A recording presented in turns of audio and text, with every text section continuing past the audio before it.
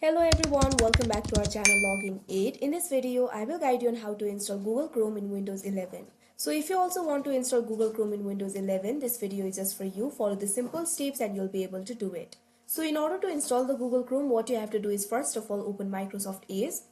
All you have to do is click on the search icon that you can see at the bottom of your screen. Now simply click on the search bar. Now type in Microsoft Edge. You can see over here Microsoft Edge will appear. All you have to do is click on it.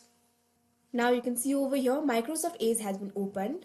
What you have to do is click on the search bar. Now type in Google Chrome. Press enter.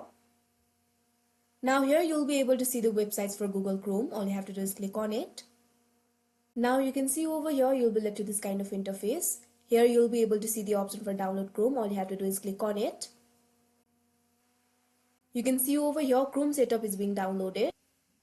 Now after it is downloaded, you can see the option for open file over here. All you have to do is click on it.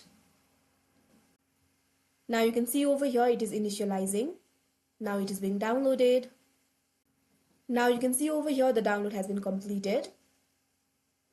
Now it is being installed. You can see over here the installation has been completed. Now you'll be able to use the Google Chrome.